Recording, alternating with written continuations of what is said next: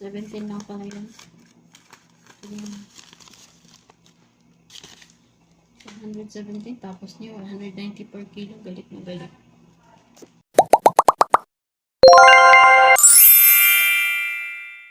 Hello, good evening mga kadul. So, nagsasay ang person. It's a green tea. Para hindi na ako mag-dinner. Kasi late na kami kumain kanina alas 4 na din.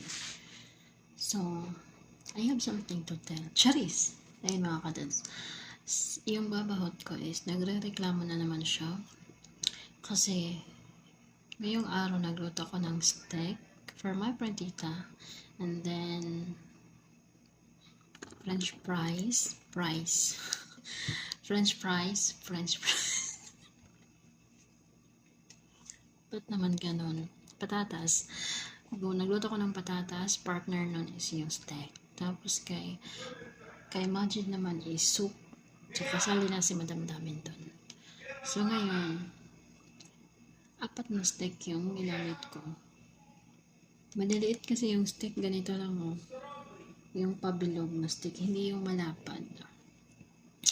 So, ngayon, pagkakita niya, nagre-reklamo.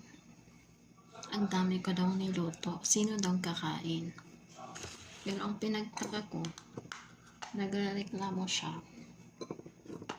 Ito yung natira. Sabi niya 190 SAR daw per kilo nun. Tapos ayun, nagalit siya. Naam! Hinahanap yung pang can opener. Nagalit siya kasi ang mahal daw ng steak. Tapos ang dami ko daw niluto. Apat na piraso yun. Dalawang medyo may kalakihan siya. Pero pabilog nga siya. Mas malaki pa to. As in, maliit lang talaga siya. Tapos dalawang napakaliliit.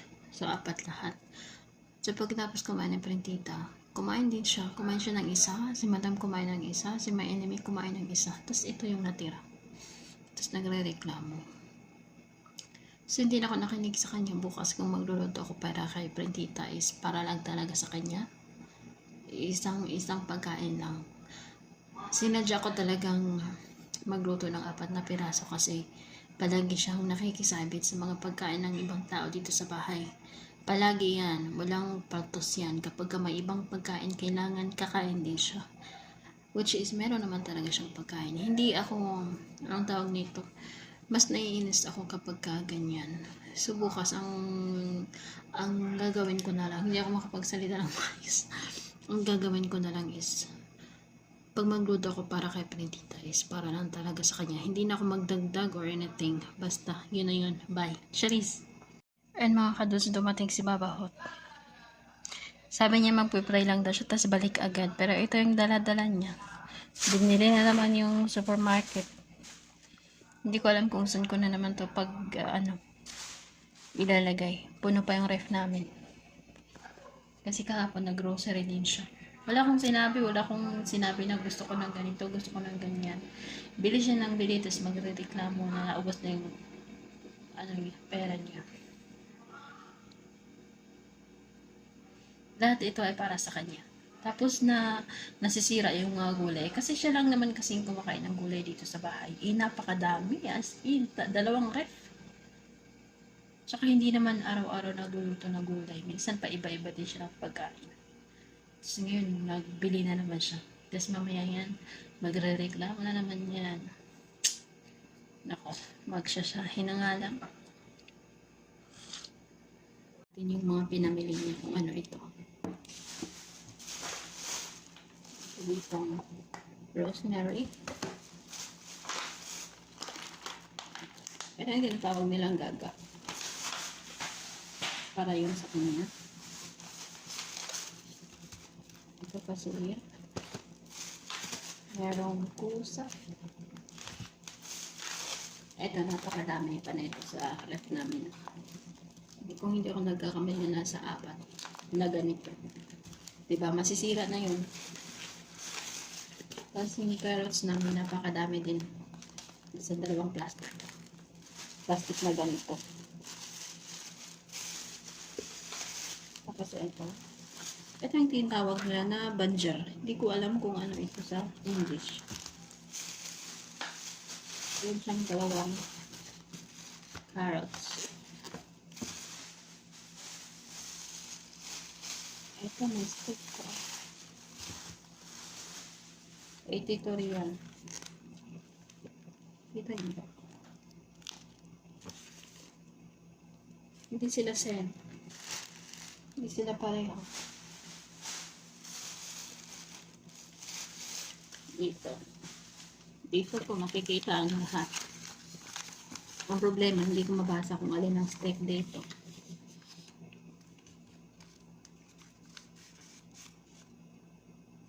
$82. Ito yung steak na isa. Wala akong nakitang resibo.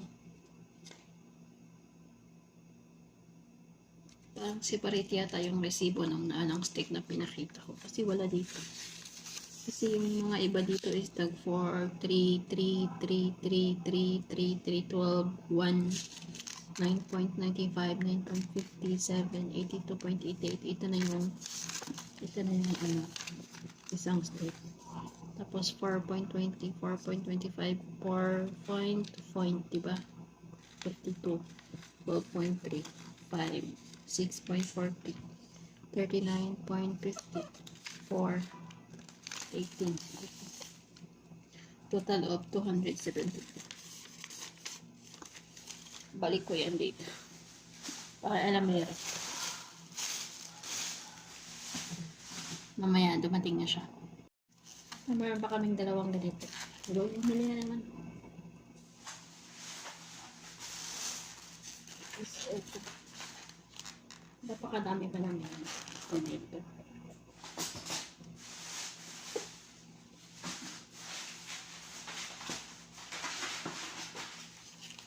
Bumili siya ng 4 muna. 4 na ako na.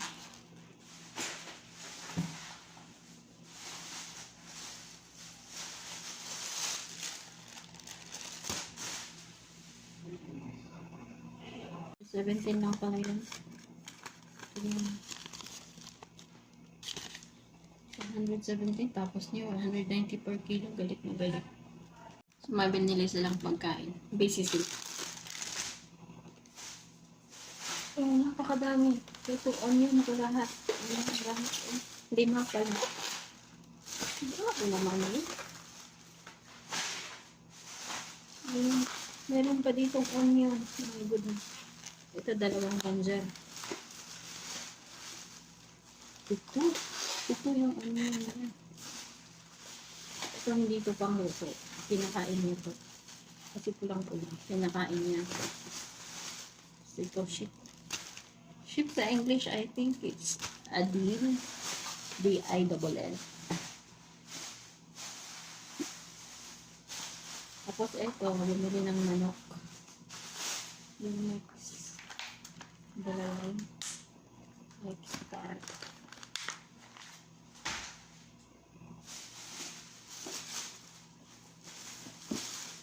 Uy, ba't may tikat? Ito, ano to? Waraga unap. Yung fresh. Yung hindi sa bate.